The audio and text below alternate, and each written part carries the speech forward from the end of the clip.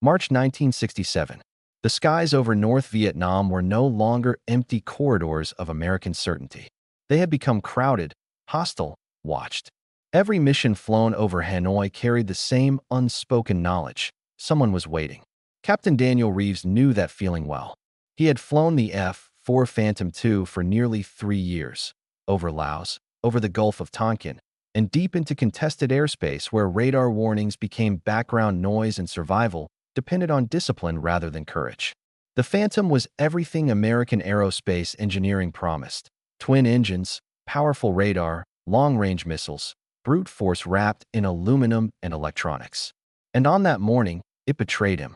The mission was routine by Vietnam standards: escort duty for strike aircraft heading toward a rail junction outside Thanh Nguyen. Weather was marginal. Visibility came and went in thick gray layers. Reeves' radar intercept officer, Lieutenant Mark Calder, monitored the scope with mechanical calm. Then the warning tone screamed. Surface-to-air missile. Too close. Reeves rolled hard, dumping flares, pulling the Phantom into a violent descent. The missile passed beneath them, detonating in the air behind the tail. Shock waves rattled the airframe. The left engine flamed out instantly. The Phantom shuddered, asymmetric thrust tearing at control authority. Reeves fought it for nearly 30 seconds, 30 long, desperate seconds, before reality set in. They were not making it back. Eject, Calder said, voice steady, already reaching for the handle. Reeves hesitated only a heartbeat. He had trained for this moment. They both had. The canopy blew. Wind and fire consumed the cockpit. The seat fired, slamming Reeves into open sky. The last thing he saw before losing consciousness was his aircraft, an F-4 Phantom II, spiraling downward, trailing smoke, disappearing into the jungle below. Reeves woke up on the ground. Hands restrained. Vision blurred. Voices around him, sharp, urgent, foreign. North Vietnamese soldiers stood over him, rifles raised, expressions unreadable. He did not resist. Resistance would change nothing. The war was over for him. But the Phantom had survived. The crash site was secured within hours. Unlike so many aircraft lost to the jungle, this one had come down intact enough to matter. The airframe was damaged, but not destroyed. The radar nose remained mostly intact. One engine burned out, the other salvageable. To the North Vietnamese command, this was not wreckage. It was opportunity. Within days, engineers and intelligence officers arrived. The site was camouflaged, guarded, stripped of anything removable.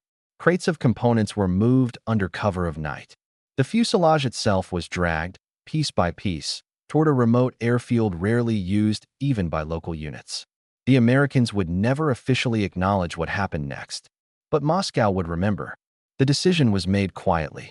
The aircraft would be transferred, not to be flown by Vietnamese pilots, not to be paraded, but to be studied by those who built their doctrine on understanding the enemy, not underestimating him. Soviet advisors had been present in Vietnam for years, training, advising, observing.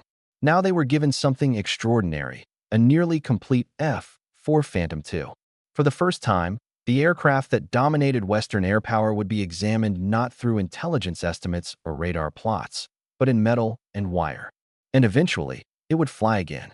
Colonel Alexei Morozov arrived at the airfield under a false name. Officially, he did not exist. Morozov was a test pilot, one of the Soviet Air Force's quiet elite.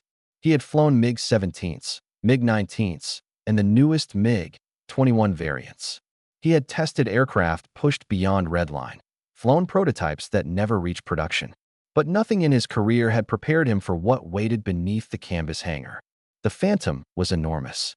Twin engines, broad wings, a cockpit designed for 2 men, and a war's worth of electronics. To Morozov, it looked less like a fighter and more like a system, a flying command post. This, one technician muttered in Russian, is how they fight. The Americans had not built a knife. They had built a machine. The cockpit told the story. Switches everywhere. Redundancies layered upon redundancies. Displays for radar, navigation, weapons control. The Phantom did not assume a pilot would rely on instinct. It assumed he would rely on data. Morozov ran a gloved hand along the instrument panel. They expect the aircraft to think, he said quietly. The manuals, captured separately, were translated line by line. The Phantom demanded procedures, checklists, coordination between pilot and weapons officer. It rewarded preparation and punished improvisation. It was brilliant and fragile. Repairs took weeks. Parts were improvised. Some systems were disabled entirely. Others were simplified just enough to function. The goal was not combat readiness. The goal was understanding. When the Phantom was finally declared flyable, the order came from above. Morozov would take it up. One flight. No weapons. Minimal fuel. Absolute radio silence. If it failed, there would be no rescue. The takeoff was nothing like a MiG. The Phantom did not leap. It gathered itself. Engines spooled with controlled violence. The runway disappeared beneath a smooth, heavy acceleration. Morozov felt the weight immediately. This aircraft, he said into the recorder, does not forgive indecision, but it does not demand aggression. At altitude, the Phantom settled into stable flight, rock solid, obedient. It felt safe, unnervingly so. Where a MiG constantly reminded the pilot of danger, the Phantom insulated him from it. Radar returns bloomed on the display. Targets appeared that Morozov could not see. The aircraft extended his awareness far beyond the canopy. Now he understood. The Americans did not fight the sky. They managed it. As Morozov brought the Phantom through gentle maneuvers, one thought repeated in his mind. This aircraft was not built for ambush. It was built for control. And somewhere in that realization was the beginning of a very uncomfortable truth. The second flight lasted longer. The Phantom had survived its first encounter with a Soviet pilot, and that alone unsettled the technicians. They had expected quirks, instability, perhaps even structural protest. Instead, the aircraft behaved with cold professionalism, as if indifferent to who sat in its cockpit. Morozov requested more freedom for the next sortie. Higher altitude, more aggressive maneuvers, simulated combat profiles. Permission was granted, with limits. The Phantom was irreplaceable. At 30,000 feet, the aircraft revealed its true nature. Unlike the MiG, which always felt like it was negotiating with the air, the Phantom imposed itself upon it. Turns were wide but authoritative. Acceleration was steady, not violent. The engines delivered power like turbines driving a ship rather than muscles straining in a sprint. Morozov rolled into a simulated intercept, imagining an enemy ahead.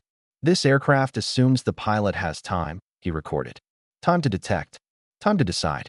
Time to coordinate.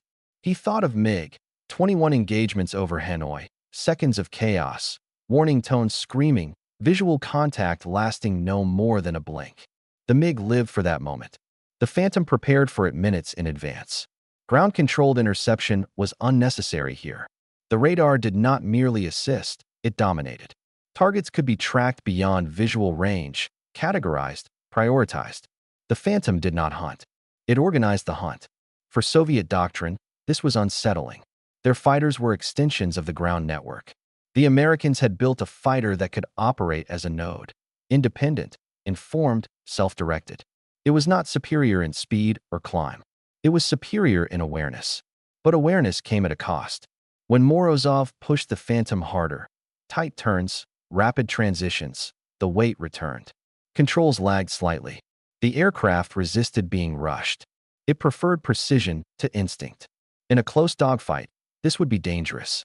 The MiG-21 would already be gone. The landing was more forgiving than expected. Wide gear. Stable approach. The Phantom behaved like an aircraft designed to come home even when damaged. Morozov climbed down slowly, helmet under his arm. This machine, he told the engineers, is built for pilots who expect to survive. The comment lingered. In the days that followed, comparisons began. MiG pilots were brought in, not to fly the Phantom, but to sit in it, to feel the space, to see the systems, to understand the enemy's mindset. Most were silent. One finally spoke. How many technicians keep this flying? The answer was unclear. That, too, was an answer. Reports were compiled, diagrams drawn, philosophies dissected. The Americans had built an aircraft for dominance through information and coordination. It thrived in environments with logistics, training pipelines, spare parts, and control.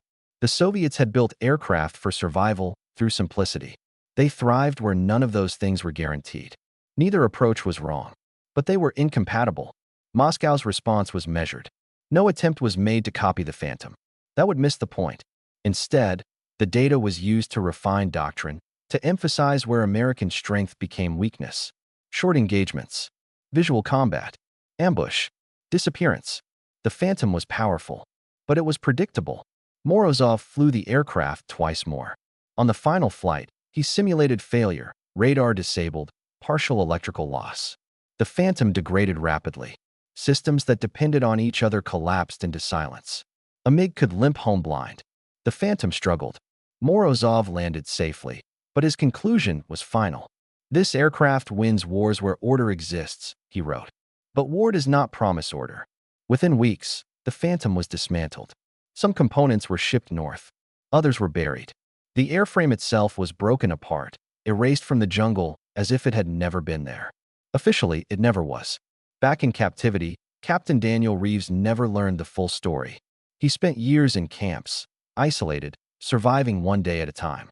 His Phantom became a rumor among prisoners, a jet that hadn't burned, a ghost that vanished. He would not learn the truth until much later, because the Phantom had already changed the war, not by flying, but by being understood. The war moved on, indifferent to what had been learned in silence. Bombs continued to fall. Pilots continued to disappear. Aircraft, American, Vietnamese, Soviet-designed, rose and burned in the same skies. None of the men flying them knew that, for a brief moment, the Phantom had crossed an invisible line and shown its secrets to the other side. But doctrine remembered. In Washington, analysts struggled with a pattern they could not fully explain. American losses did not spike dramatically. There was no single failure, no catastrophic miscalculation. And yet, engagements grew shorter. MiGs appeared with uncanny timing, struck once, and vanished before radar-guided responses could fully form. Pilots reported frustration. They don't stay. They won't commit. It's like they know exactly when to leave. They did. The Phantom's strength had been mapped. Soviet advisors quietly refined North Vietnamese tactics. Intercepts were planned to exploit moments when American aircraft were heavy with fuel, distracted by strike coordination, or burdened by radar management. The MiG-21 did not challenge the Phantom directly. It waited for the Phantom to reveal itself. Colonel Morozov returned to the Soviet Union without ceremony. His report circulated among design bureaus and tactical schools. It did not praise American engineering, nor did it dismiss it. Instead, it framed it as a mirror. "The Americans," he wrote, "have built an aircraft that assumes superiority as a constant condition. It is brilliant within that assumption. But when superiority is contested, the machine becomes demanding." He warned against chasing complexity for its own sake. A weapon, he argued, must expect failure. Some listened. Years later, when new Soviet aircraft emphasized pilot workload reduction, simplified maintenance, and survivability over raw capability, Morozov's report was quietly cited. Never officially, but always present. Captain Daniel Reeves was released in 1973. Thin, older, alive. During debriefing, an intelligence officer asked him a question that felt oddly specific. "Do you recall the condition of your aircraft when you went down?" Reeves thought for a long moment. "It was flyable," he said. "Damaged, but intact. I always wondered what happened to it." The officer nodded and moved on. No answer was given. Years later, after retirement, Reeves stood in an aviation museum. Phantoms surrounded him, restored, polished, celebrated. Placards spoke of power, reach, dominance. He admired them. He had loved flying them. But something felt incomplete. He had learned, in captivity, that wars were not decided by machines alone. They were decided by what those machines demanded from the people who used them. In a quiet academic exchange decades later, a declassified Soviet document surfaced. Reeves read it out of curiosity, then recognition. He knew the handwriting of experience when he saw it. The Phantom, the document argued, was not flawed. It was honest. It revealed exactly what its creators believed about war. That information could win battles. That coordination could replace chaos. That superiority, once achieved, could be maintained. The MiG revealed something else. That chaos was inevitable. Morozov died in obscurity. Reeves lived long enough to be interviewed by historians. When asked whether he believed the Phantom was superior to its adversaries, he paused. "It depends," he said, "on whether you believe war is something you control or something you endure." The captured Phantom never appears in official histories. No serial number, no photograph, no acknowledgement. And yet, its influence echoes quietly, in doctrine, in design, in the understanding that no machine is neutral. Every aircraft is an argument about the world it expects to fight in. The Phantom expected order. The MiG expected disorder. Vietnam answered both.